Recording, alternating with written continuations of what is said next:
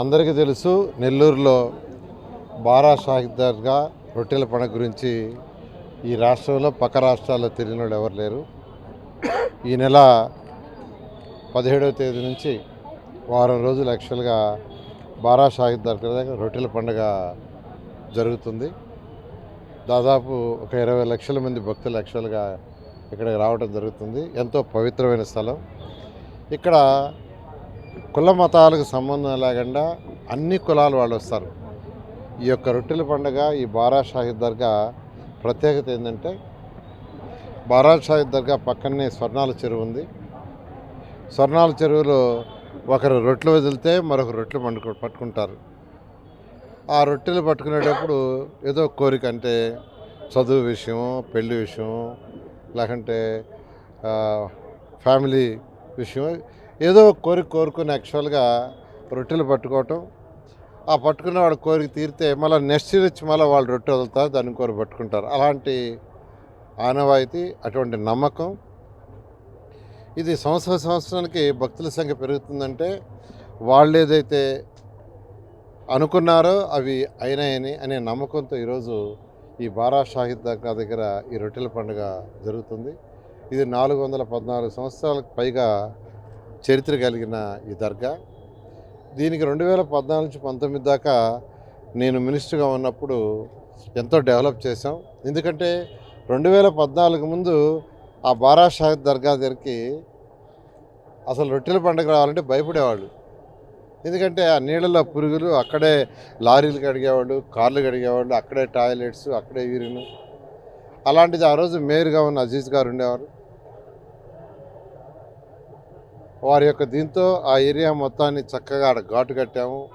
ఆ తర్వాత వచ్చి రోడ్లు వేసాము, సిమెంట్ రోడ్లు, ఒక హాల్ కట్టాము. అదేవిధంగా అనేక ఫెసిలిటీస్ చేసాం. అన్నిటికంటే ఎక్కువగా టాయిలెట్స్, పర్మనెంట్ టాయిలెట్స్ కట్టాము. ఇవన్నీ చేస్తే భక్తులు 2014లో 4 లక్షలు వచ్చింది. 2019కి 20 లక్షల మంది వచ్చారు. మళ్ళీ ఈరోజు తెలుగుదేశం ప్రభుత్వం, ఎన్డీఏ ప్రభుత్వం వచ్చింది. ముఖ్యమంత్రి గారు కూడా ప్రత్యేకంగా దీని మీద శ్రద్ధ వహించమని ఇన్స్ట్రక్షన్ ఇచ్చారు. దాని మీద యాక్చువల్గా ఆల్రెడీ అధికారులతో 2 సార్లు మాట్లాడడం జరిగింది.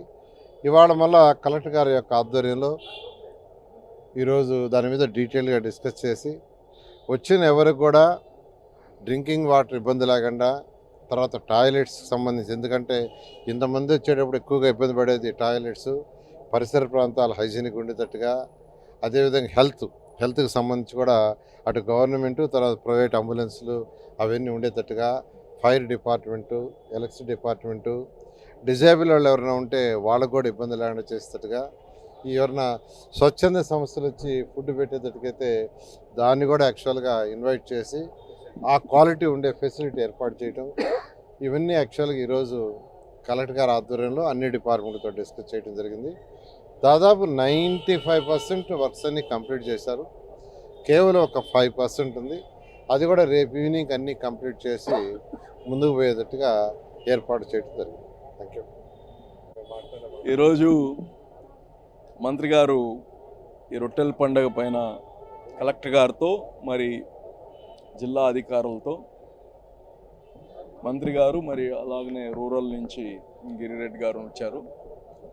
అందరు జిల్లా యంత్రాంగం మొత్తంతో మాట్లాడి వచ్చే భక్తులకి ఎటువంటి ఇబ్బంది లేకుండా, డబ్బులు ఖర్చు పెట్టడమే కాదు, వాళ్ళకి స్వాగతించే దగ్గర నుంచి వాళ్ళు వచ్చినప్పుడు విసుక్కోకుండా వాళ్ళని రిసీవ్ చేసుకొని వాళ్ళని సురక్షితంగా వాళ్ళ ఇళ్ళకి పోయేదాకా మనం ప్రొటెక్షన్ ఇవ్వాలనేది ఆ హైవేస్ పైన వచ్చేప్పుడు కానివ్వండి, ఇవన్నీ కానీ ఈరోజు కులంకుషగా అన్ని అంశాలని ఈరోజు చర్చించాము.